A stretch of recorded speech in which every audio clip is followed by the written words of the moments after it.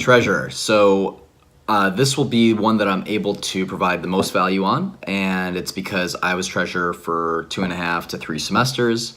And just off the bat, I'll tell you that you are one of the most hated positions in the House.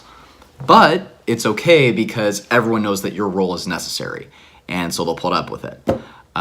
So one, no one enjoys paying dues. That's just the reality. You're asking people for money, and nobody likes paying money for anything. So moving to that point, everyone enjoys what comes with paying dues. So the parties, the socials, the semi-formals, the camping trips, etc. And so it's a necessary aspect of exec for you to not screw up. And so one, I would say you got to set out a budget. And by doing this, you're able to not only look forward and see your expenses throughout the year, but you're also saving yourself from any situation where somebody's going to say, hey, we need money for something and you don't have it. So it's helping you to avoid that situation because that can really screw up the house's plans.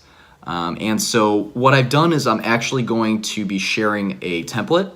I'll put it in the description and I'll put it as part of my website somewhere. But essentially there's 2 types that I created, and one is a aggregate type of template where it's just one page and you just go through and you fill out every box as to what you put for your dues, how many people you have in the house, etc.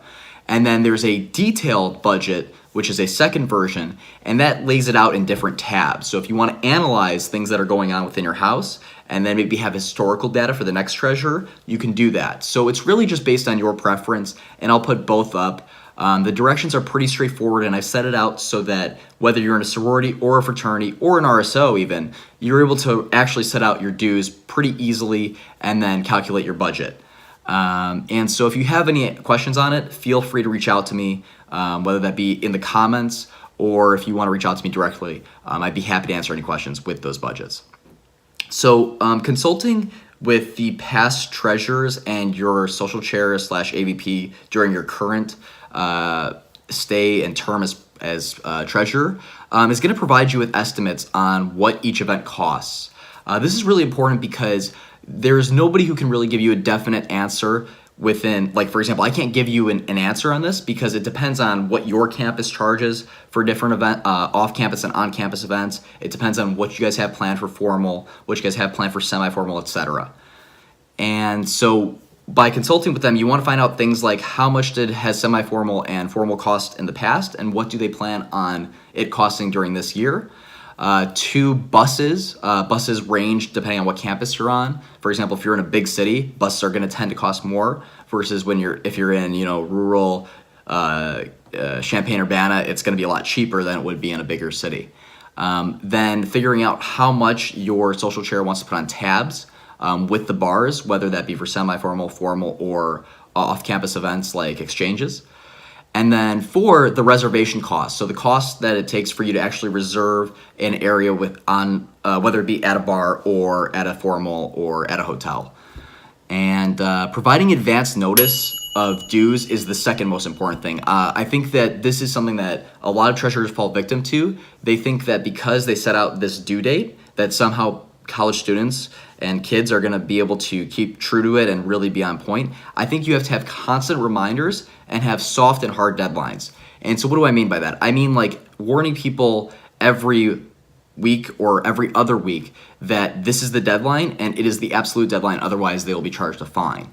And that's going to reinforce, it's going to incentivize people to pay it, and it's going to reinforce your ability to say, hey, I warned you 4, 5, 6, 7, 8 times that you needed to pay this and you haven't, you're going to get a fine.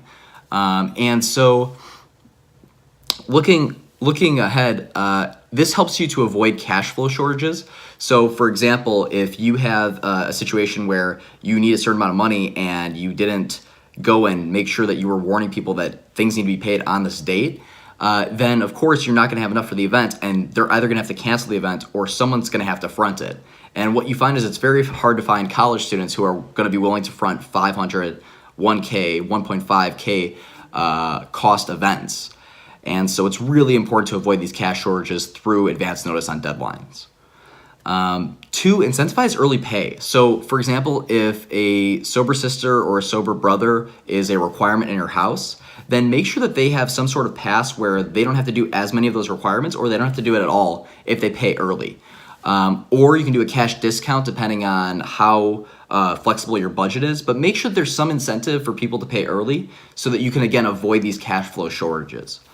And then three, within this whole idea of advanced due dates and notices for payment of social, you don't want to end up having to tell your house that you screwed up collections and you can't have an event. If anything, that's one of those things that a budget should avoid, and that's your job as treasurer. And so if that situation happens, it's on you, because it is your responsibility to ensure that there's enough cash for the event. And if you see that there is not going to be enough cash for the event, you need to give that warning to the president, the social chair, the AVP, whoever's in charge, to ensure that they're also pushing people in the house to pay their dues. Hey everyone, just want to real quick thank you for looking at the video. Please mention in the comments anything that you want to see content-wise, whether it has to do with recruitment, helping with social, your position, more on the positions, something about personally that you've had to deal with that you would like some clarification on how to approach it, anything really. And then thank you for having patience with me on trying to figure out what exactly to do with these videos and how to edit it, how to produce it in the right way where it's entertaining but also super educational and valuable to the people involved. Thank you again so much. Look forward to seeing you soon.